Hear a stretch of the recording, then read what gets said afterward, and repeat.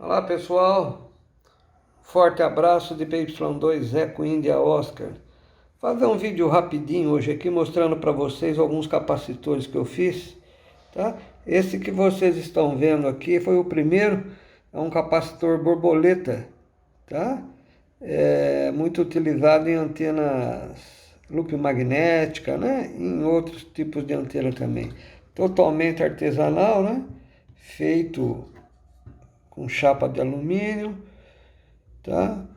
E o valor da capacitância dele eu anotei atrás dele aqui, ó. Esse capacitor varia de 11 a 45 picofarads, tá?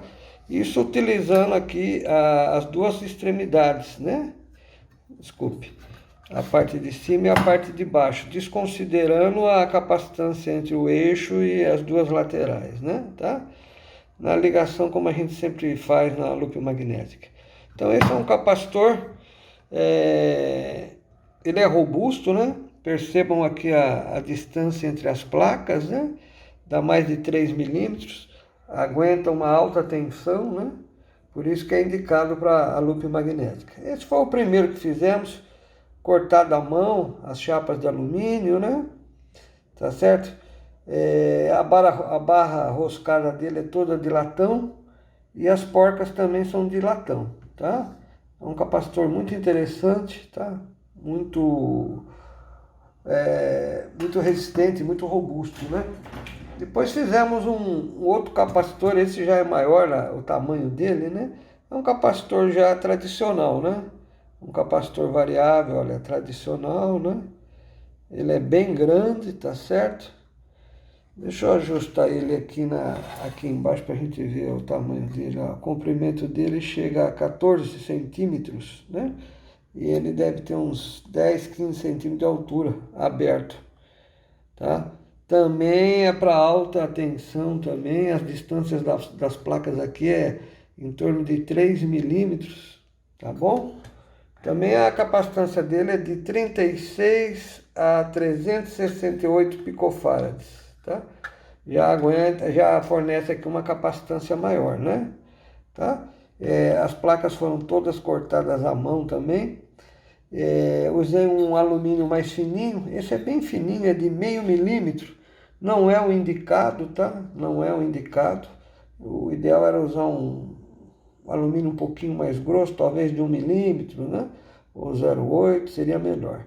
Mas é um bom capacitor também, robusto, né?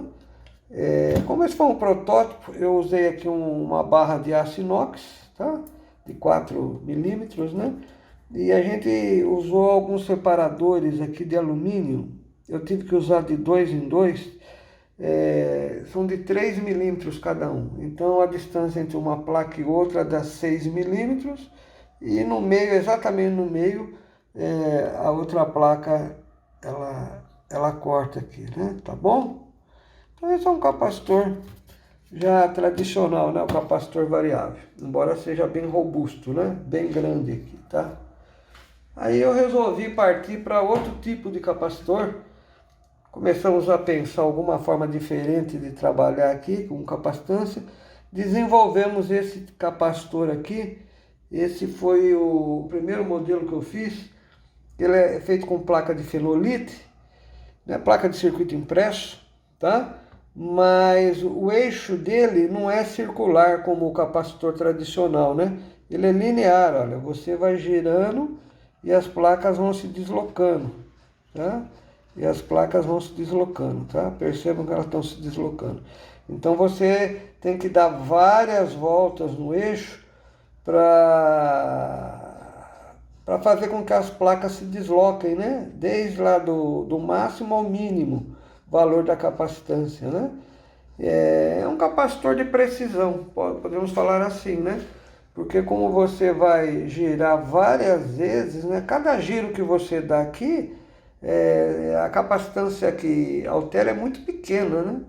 Então é um capacitor de precisão. Quando você precisa fazer algum teste, um valor mais exato da capacitância, você vai girando aqui, tá?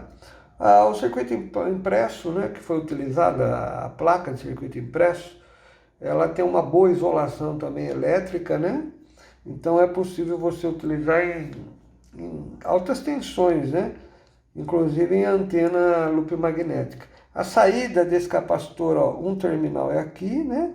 E o outro terminal é aqui. Na realidade eu botei do mesmo lado aqui os dois terminais. Um aqui, que é a parte que fixa do capacitor, e a parte variável é aqui do lado, tá certo?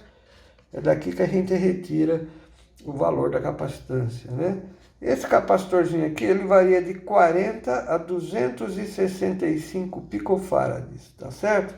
É uma boa variação de capacitância, né? Para quem precisa fazer algum teste, tá? Precisa de um valor exato da capacitância, então dentro dessa faixa, né? Você vai variando aqui, olha, e vai chegando até o valor mínimo. É possível melhorar o valor mínimo aqui? É possível, tá? É possível. Cheguei somente aos 40 porque essa é a parte móvel, ela acabou o parafuso aqui acabou prendendo na cabeça do outro parafuso aqui. Então teria que deslocar esse parafuso mais para cá, então toda essa parte se deslocaria até o fim aqui, ficando um espaço maior aqui, né? Entre os dois conjuntos de placa. E isso diminuiria a capacitância mínima, né, desse capacitor, tá bom? Mas é um capacitor com muita precisão, tá? Eu fiquei de usar ele numa loop magnética, ainda não construí, mas usei ele em outra loop que eu já tenho aqui pronto. Funcionou muito bom, muito bem, né? Deu bons resultados, tá certo? E a última montagem de capacitor que nós temos aqui, aí não acabei ainda de montar, é só um teste. Resolvi fazer um capacitor variável, usando as placas, né? Capacitor variável linear. Eu não sei qual é o nome correto desse capacitor, né? Não sei se existe também no comércio. Eu chamei de linear porque o deslocamento é linear aqui das placas, né? Mas eu não sei qual é o nome correto que tem esse capacitor, e se ele existe já aí, né? Comercializando. Eu fiz uma base de alumínio, tá?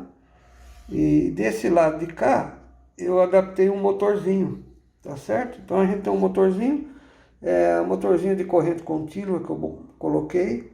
Eu vou, daqui a pouco, na sequência desse vídeo, eu vou mostrar para vocês ele funcionando, tá? Como é que funciona. E a capacitância desse capacitor é maior que o outro, tá? Aquele era de 40 a 265. Eu vou colocar ele aqui só para vocês darem uma olhada aqui. Esse aqui é feito com 3 placas. 3 aqui, mais 3 aqui. São 6. 6 placas.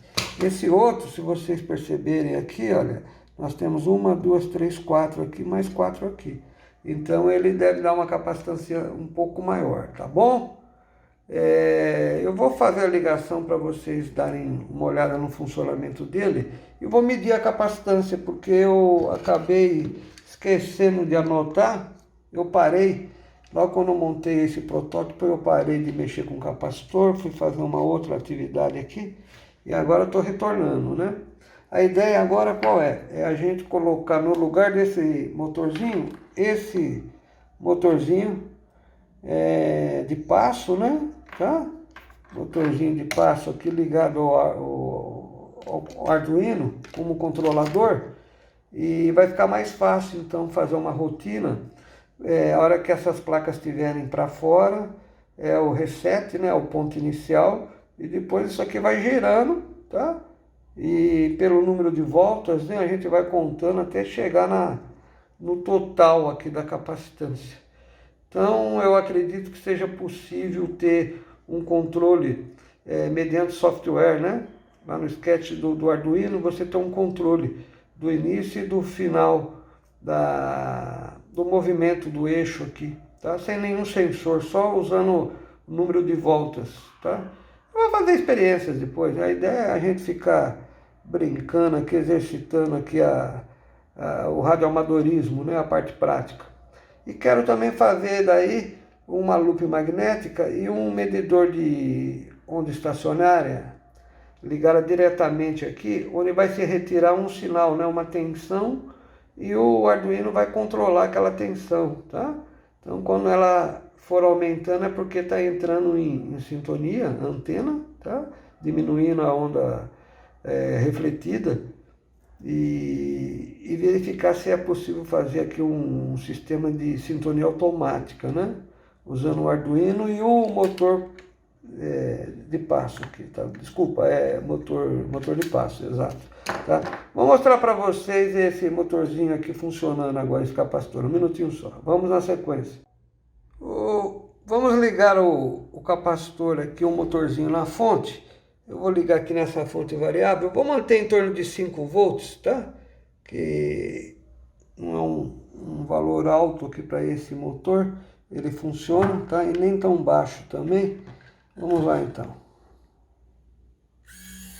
Liguei o motor foi acionado, ele está girando, as placas estão se deslocando. Perceba que com essa tensão, né, o movimento é bem lento. As placas estão saindo de dentro uma das outras, né? Tá? Vamos dar uma olhada na corrente aqui, olha. Em torno de 36, 40 miliamperes, mais ou menos, né? Em 5 volts, tá? Olha lá, percebam que ele está dando várias voltas, tá? Olha aqui, e as placas estão se deslocando para fora, a capacitância está diminuindo. Isso. Eu vou medir a capacitância nessa posição agora, e para a gente ter uma ideia, né?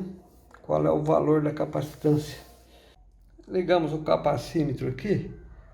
47, chegou a 45, tá? Mais ou menos, capacitância mínima do capacitor. Vou ligar o motor agora invertendo o sentido de rotação dele. Tá, aí agora as placas estão entrando dentro das outras placas, né? Reparem que o movimento é bem lento. O motorzinho está dando várias voltas, né? Tá? E a gente pode ir acompanhando aqui no capacímetro. Olha lá, a capacitância vai aumentando aos pouquinhos, tá? Tá certo? Aumentando a capacitância. Ainda não chegamos nem na metade. Já estamos chegando a 200 picofarads. Isso, já estourou a escala. Vamos mudar a escala aqui do nosso capacete. 220, 225. Tá?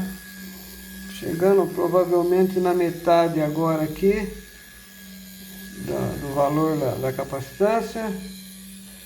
Já estamos em torno de 290 aqui picofarads. Tá? Motorzinho dando várias voltas. Tá? Várias voltas. Isso tudo ainda está adaptado, né? Estamos aqui em fase de teste ainda. Já estamos em 350, quase chegando ao final. É bom manter uma margem aqui para não deixar as placas encostarem nas outras, né?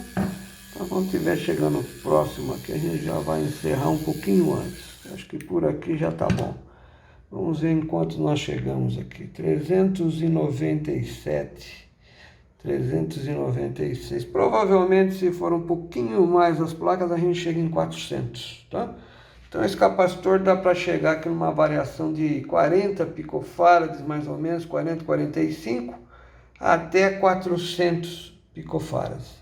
Uma boa variação, né, de capacitância. Esse aqui vai ser automatizado com um motorzinho de passo, né? Tá? A ideia é fazer uma caixinha menor e colocar um motorzinho de passo aqui já ligado diretamente ao eixo, né? Tá? Então vai ser bem menor esse conjunto todo aqui. E vamos fechar a caixa também, lacrar a caixa, provavelmente de alumínio.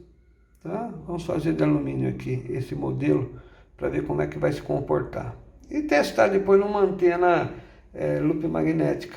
Tá? Aqui no nosso site, aqui no nosso canal, tem alguns testes que já fizemos com a loop magnética para 10, 12, 15 metros, uma variação pequena de capacitância, de 7 a 30 picofarads, conseguimos fazer com que a loop funcionasse nessas 3 faixas, né?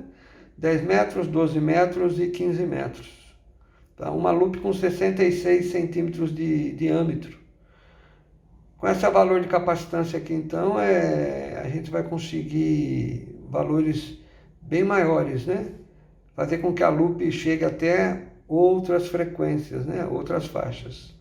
Precisa ver o rendimento também, mas esse é outro assunto, tá? Hoje a ideia era mostrar para vocês aqui algumas montagens aqui de capacitores variáveis, tá bom, gente? Um abraço para todos, sempre QRV QAP, PY2, Eco India Oscar.